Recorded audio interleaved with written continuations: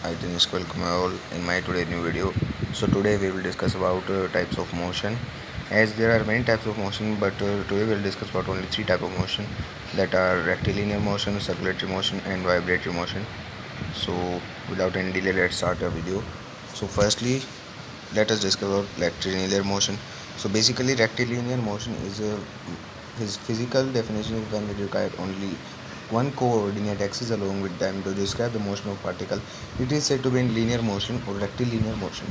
Some example of linear motion are parade of soldiers, a train moving along a straight line, and many more.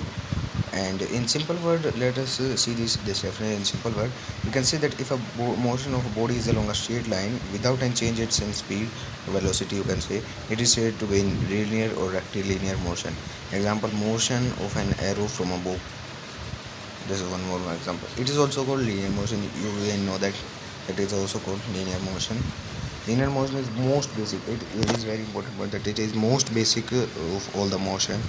And according to Newton's first law of motion, object that do not experience any net force will continue to move in a straight line with a constant velocity until or unless they are subjected to a net force. It means that these objects will travel in rectilinear motion until or unless any net force act on them. So nextly, types of linear motion. There are two types of linear motion we will discuss about, and first is uniform linear motion and second is non-uniform linear motion. So uniform linear motion in this type of motion of object for equal distance and equal interval of time. It means that acceleration is zero and velocity remains constant. When a car travels at constant speed, let it be 40 km/h on a straight road. This is an example. Let assume that you are traveling in a car with a 40 km/h speed, and there is a straight road, and you are traveling 10 minutes with this constant speed. So it is said that you are in uniform linear motion. And second is non-uniform linear motion. In this type of motion, object cover vary distance in equal interval of time. It means that acceleration is not zero, that acceleration will be there. It may be negative or it may be positive. Like you are traveling in a bus or in a vehicle, your own vehicle, and you may increase your speed or you decrease your speed. That will be a type of non-uniform motion. Example, motion of a vehicle or oscillation of a pendulum is also an example of that. Here you can see some example with diagram. Next is circulatory motion. So circulatory motion is basically what? It is a movement of object along a circumference of a circle or rotation along a circular path. Now any rotation of an object. It can be uniform with constant angular rate of rotation and constant speed, or non-uniform with changing rate of rotation. So basically it is what there will be a circular path, and here its center, and the object will rotate along its circular path, and the object from this point will be same at every point on the circular path. And when the speed of rotating will be constant, then it will be uniform circular motion, and when it will be increasing or decreasing, then it will be non-uniform circular motion. And example of this circular motion is artificial satellite orbiting earth.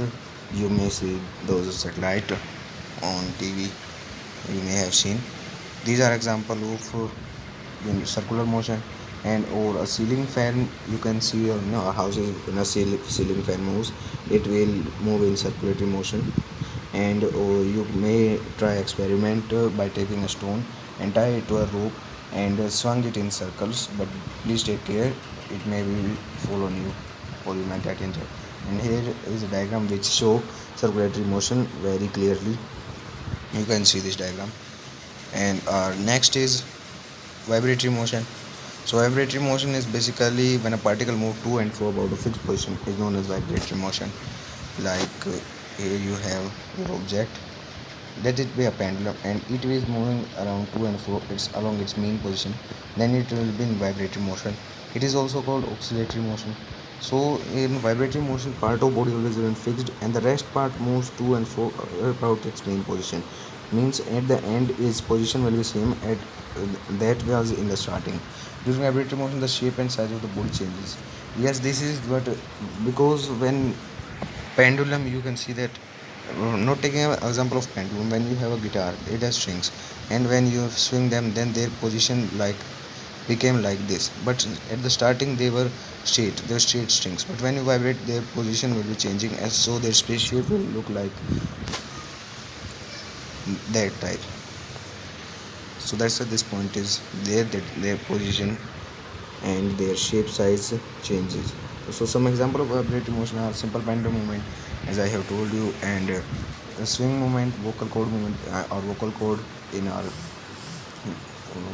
body is also example of vibratory motion, or a sound wave manner of longitudinal waves has unit vibratory motion. And string movement in string instruments such as guitar, sitar, that there are also example of vibratory motion.